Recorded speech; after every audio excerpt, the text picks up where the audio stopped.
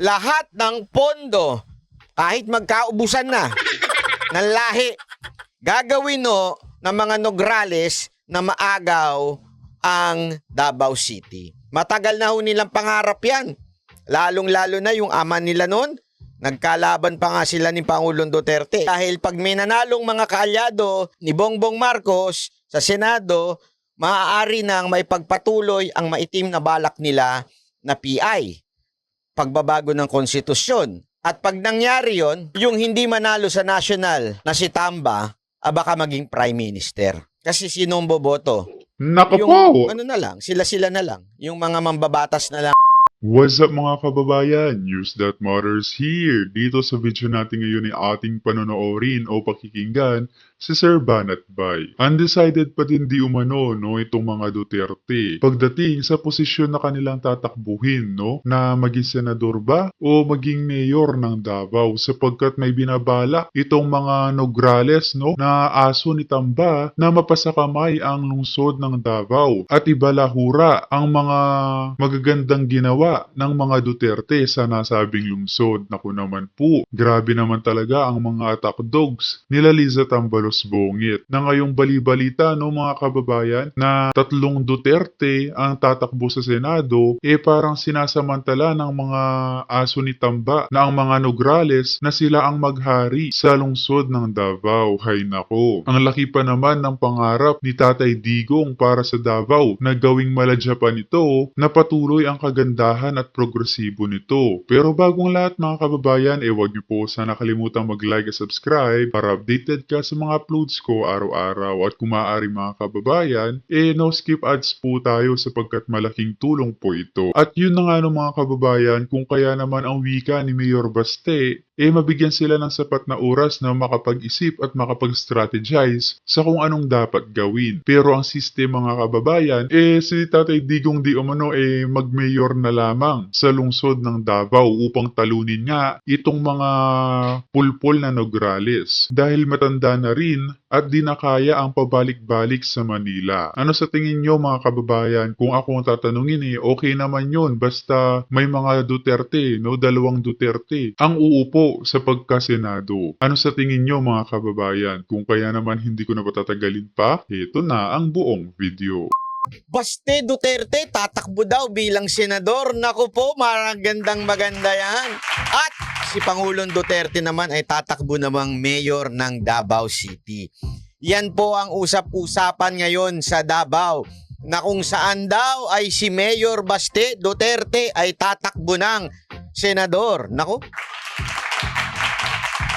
exciting po ito. Magkakaharap-harap kung sino talaga ang masasabi nating para sa bayan at sino talaga ang sumisip-sip lamang kay The Junior. Malalaman ho natin yan kasi siyempre magkakaalaman kung sino ang susuporta sa mga Duterte ngayong national election. Importante po nga ngayon pa lang ako naniniwala ako na napaka-importante nitong 2025 election kasi ito 2025 election somehow magbibigay na po ito ng senyales sa magaganap po sa 2028. Kung malakas pa po ba si VP Sara Duterte, kung matatalo na po ba siya ni Tamba. Pero ako naniniwala ako sobrang lakas pa rin po ni VP Sara Duterte. Alam niyo kung bakit?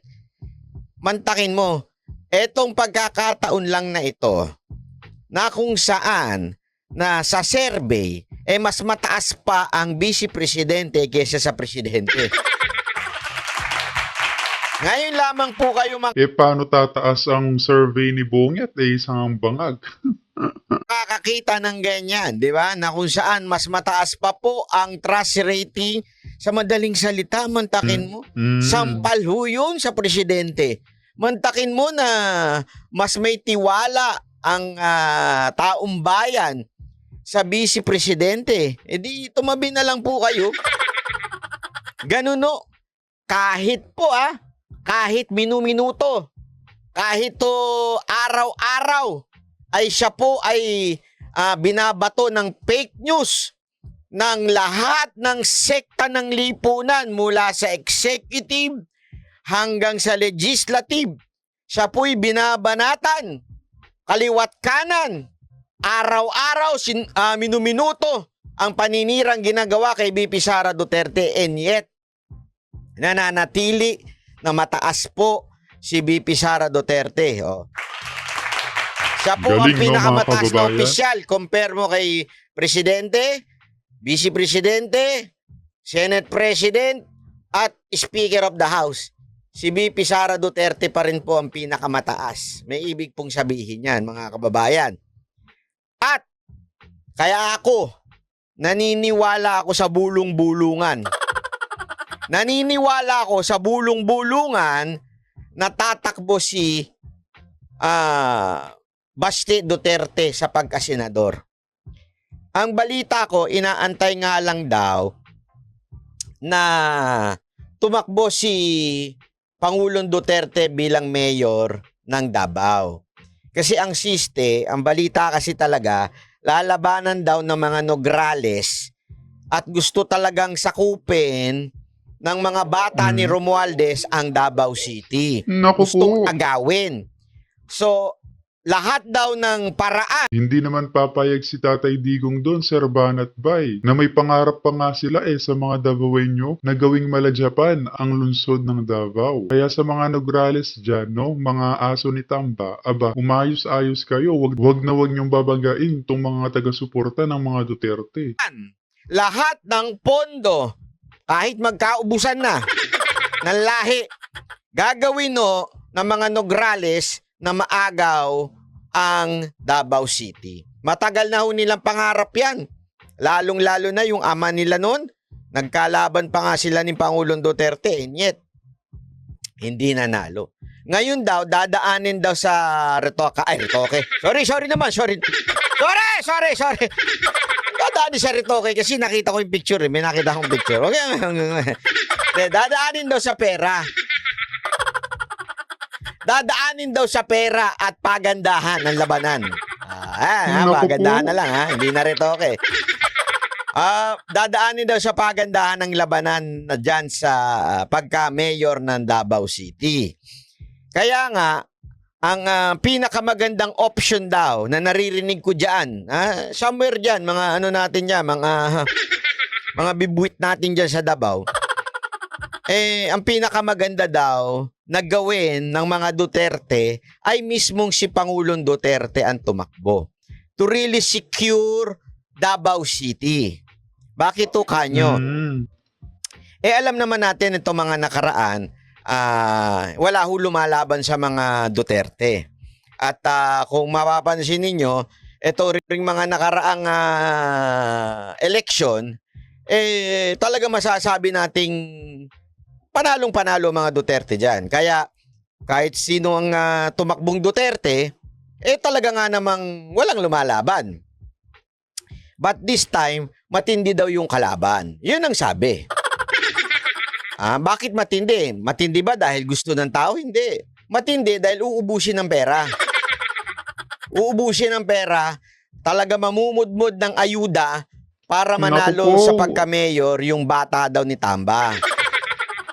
Yun ang siste. Suportado, panigurado to yan. be sure na talagang malakas naman po si Baste bilang mayor.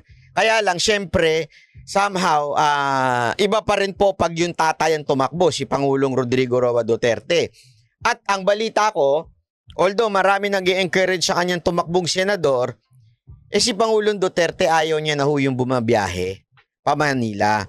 Kasi nga, as much as possible, ang gusto talaga niya to spend time with his family. As a matter of fact po, kung matatandaan niyo, 'di ba, isa sa mga kondisyon na ibinigay ni VP Sara Duterte kay Bongbong Marcos noon, napapayagan siyang umuwi sa Davao lagi.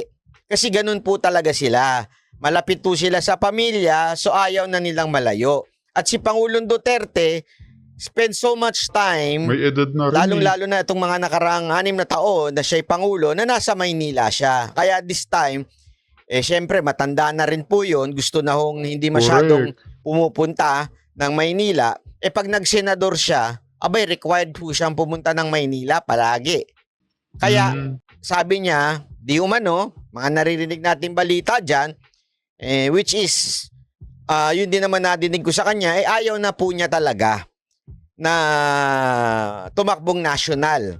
So ang gusto lang po niya ay manatili po sa Davao. Kaya nga, tama-tama ho yung kanya pong plano na tumakbo na lamang ng Davao. O ito, pakinggan po natin ha. Ito. Undecided pa rin ang Duterte clan kung sasabak pa ba muli sa national position. Ito ang mariing sinabi ni Congressman Paulo Pulong Duterte sa media matapos maghain ang kanyang anak ng Certificate of Candidacy na si Rodrigo Duterte II bilang representative sa 1st District ng Davao City sa ilalim ng partidong hukbong ng pagbabago. Ayan po ang pinakamalinaw na sinabi ng Duterte. Undecided. Pag sinabi mong undecided, meaning wala po pa silang pinaling sinasabi at pinaling desisyon po. Naintindihan natin, wala pa pong pinali. So, bukas pa po sila sa pagtakbong national. Ako, naniniwala talaga ako with 100, alam mo na, mga 80 to 100%. The 80 to 99%. Tatakbo si Baste Duterte bilang senador. Kasi kita na naman po natin yan na itong mga nakaraang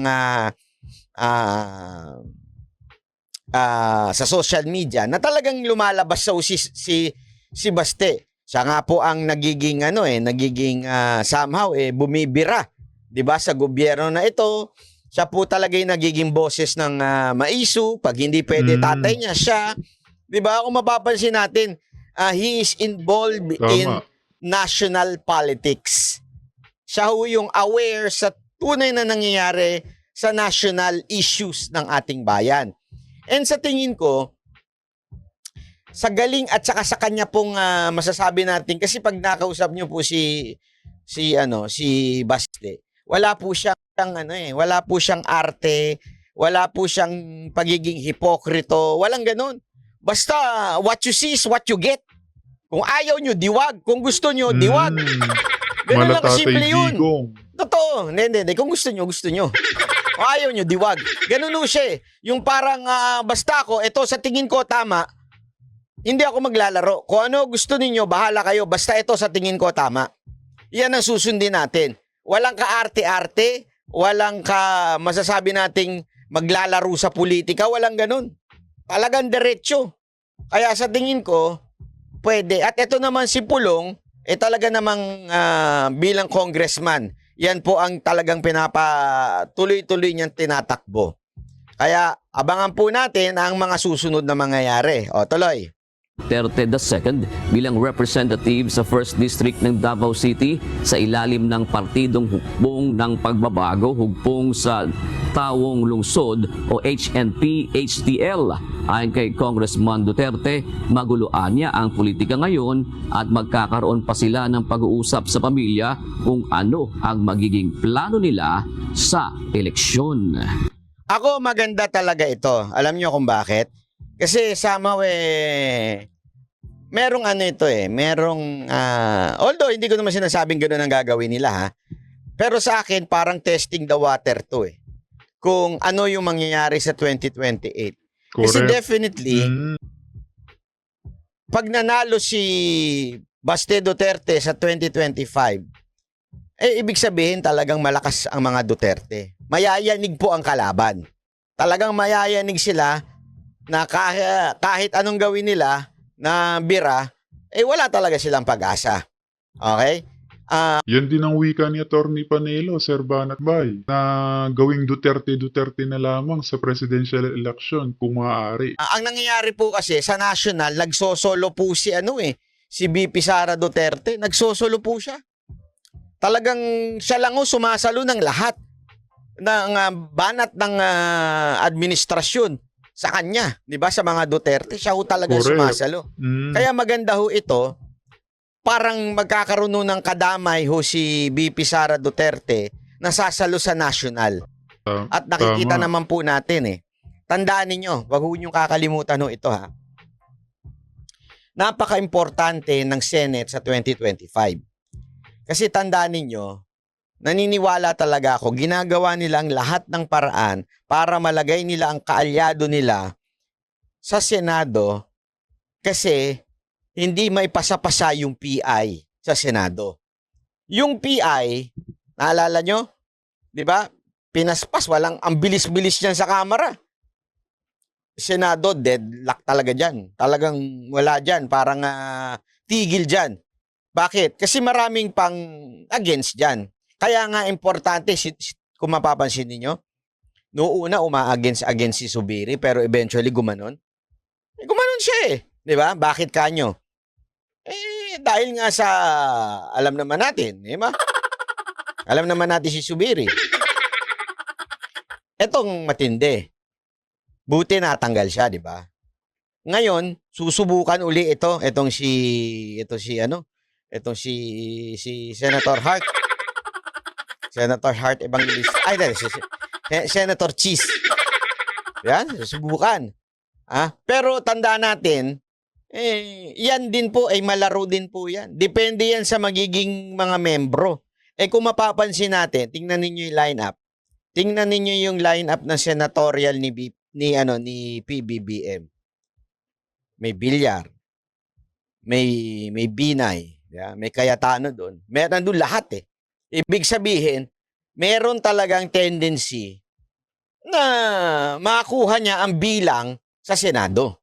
Doon pa mga Lacson. Wala, wag na nating boto mga yun, mga luma na mga yun, mga kababayan. Ang tagal-tagal na nilang tumatakbo, nauupo, pero wala namang magandang nangyayari. Street vote na lang natin tong mga Duterte slate. Wag na mga yun. Para no chance na butatain itong si VP Sara. Lalo na't nakikita naman natin na pinagkakaisahan siya ng mga Kongreso at Senado. Yung sinasabi nga nilang matalik na kaibigan nilang si Senator Amy, ayan, namamangka sa dalawang ilog na hindi man may pagtanggol si VP Sara pagdating sa mga buwayang kongreso. Hay nako. Nandun pa si Soto. In terms of number, maaring makuha na ng administrasyon yung numero sa Senado. At pag nangyari yon, ito yung sinasabi doon sa article ni Tiglao na sinasabi niya, yung issue kay Kibuloy ay isang mas malalim pa. Talagang tinatanggalan ng power ang mga Duterte para makatakbo dito sa 2025 at may manalo na kalaban. Yun ang purpose daw. Bakit nga kanyo? Dahil pag may nanalong mga kaalyado ni Bongbong Marcos sa Senado, maaari nang may pagpatuloy ang maitim na balak nila na PI. Pagbabago ng konstitusyon. At pag nangyari yon, yung hindi manalo sa national na si Tamba, baka maging prime minister.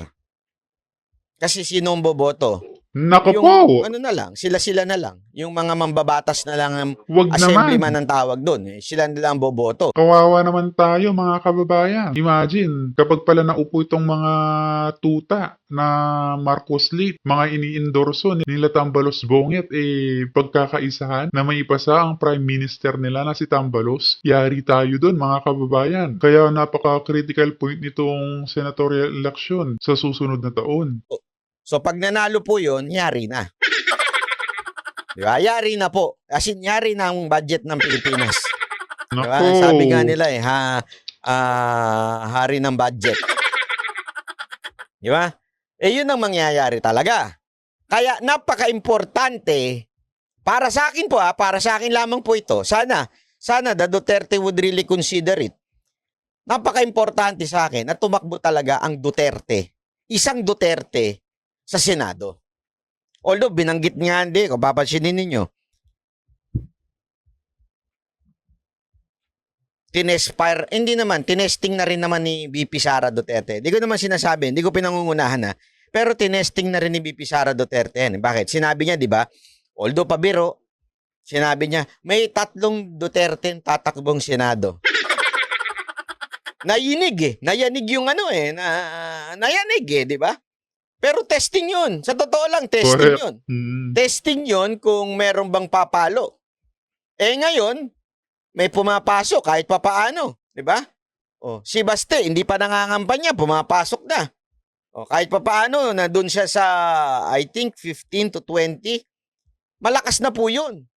Para sa isang wala pang ginawang national. Ibig sabihin, yung hindi pa na-involve sa national politics. Malakas na po yun. Si Pangulong Duterte naman, number 2 o 3, I think, 3 or 4, something like that. Basta top 5. So, ibig sabihin, Duterte, meron pang bigat pagdating sa Senado. So, kung sakasakaling hindi tumakbo talaga si Pangulong Duterte, ang posible doon, si Baste, pumasok doon sa top 5. Kasi, mantakin mo, kung ikampanya siya ni Pangulong Duterte, ikampanya siya ni BP Sara Duterte, pasok na pasok yun. Swak yun. Sira ang plano ng mga tambaluslos dyan. Correct. Kung sakasakali, Dapat sira ang lang. plano ng tambaluslos. Kaya ako, napaka-importante. Para sa akin po, napaka-importante na talagang tumakbo si Baste.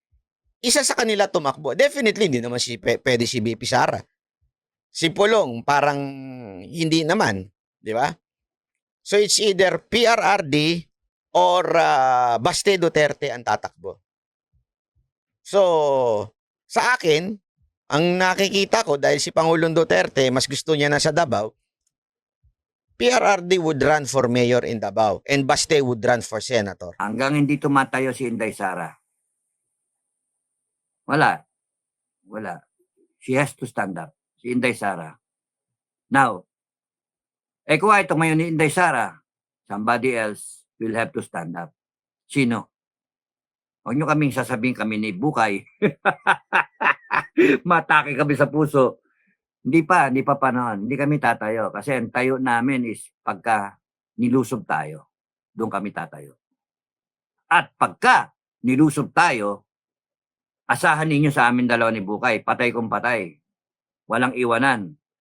Diretso kaming tatayo. Putang inang mga yan. Sige. Ginago nyo kami, inabot nyo kami sa ganitong lugar. Putang ina nyo. Yari kayong lahat sa amin. And we will use our influence, our being a commander in every detail, in every definition of being a commander, so that we can bring the Philippines out of the gulo, out of the woods, and then start a new Philippines. Ay, doon. Kasi gera na eh. Doon lang kami tatayo pagka-gera na. Pero kung kunyaring asahan nyo kami, mag-people power kami, lalabanan natin yung AFP, PNP, no. Balang AFP, PNP. Problema nila yan eh. Sila yung active eh. Kaya nga ako nag-a-advise lang eh. Magpatayan kayo kung gusto nyo. Or kundi kaya, tayuan nyo ang taong bayan. Ganon. Why? Maniniwala ka sa isang commander-in-chief na never nyong nakasama sa gera? Maniniwala kayo sa commander-in-chief na hindi man lang nagkaroon ng empathy, ng pakikiramay sa mga Pilipino na nahihirapan? Correct. Hindi, ganyan. Tetra-tetra. Panay salita, pero sa gawa. Nasaan siya? Nagkaroon ng mga dilubyo. May na landslide, may namatay, may naba. Nasaan siya? Uy, nagpa-party. It's party time. May duran-duran pa siya. Birthday. BBM walang masama eh. Mag-celebrate ka ng birthday mo. Ang masama, BBM, yung nagse-celebrate ka knowing na hirap yung bansa. Hirap yung Pilipino. Knowing na ang daming problema. And there you are, spending 100 million, mga kaibigan mo kuno, tapos nun enjoy na enjoy ka. Pupunta ka pa ng Formula 1. Punta ka Grabe, pa. no? Anak ng tokwa yan. Mag-alis, merong pang pinapayagan mo pa maglagay ng rosas dun sa hagdanan na eroplano. Pag-aalis ka at pagdadating ka. Ano ba yan? Ano bang masyadong entitlement yan? Samantalang ang mga kababayan mo, hirap na hirap. Nagrereklamo. At mga tangang Pilipino naman, tuwan-tuwa na tinatanga sila. Binibili. Mga trolls. Ang mas nakakasama dyan, tayo na mga may pinag-aralan, na tayo na mga binuhay ng mga kababayan natin. Isipin niyo yun. 40 ng 40 kada buwan. 4 times 10, 400,000. Another 2 months, 480,000. May 13-month pay pa. O, 500 na lang, kamo. 500. Minus yung minatira ka. May 500 bigay sa'yo. Di ba? Tapos increasing yun. Eh sa 20 taon, 500. 10 million yun. May karapatan yung taong bayan singiling kayo. Eh yung bigyan ka ng envelope, ano laman ng envelope? 100,000, 1 million. Puta na, pera ba nila yon? Ito hindi pera ng taong bayan yung binibigay sa inyo. Pera ng taong bayan ng pinaghirapan na nagbayad sila ng taxes nila, nagtrabaho sila, nagsipag sila. Imbis na, putya, gastusin na lang niya para sa birthday party na anak niya, para sa regalo, sa asawa niya, pakain niya sa pamilya niya, o whatever. Hindi, they have to pay the taxes. Kasi mandated ng government yan eh. Para gagamitin, para nanakawin lang ngayon. Pero kayo, tinitipid tayo Grabe no, Sir Davo. sa modernization, sa gastos natin. And here you are, for a few petty cash na hindi pa kanila.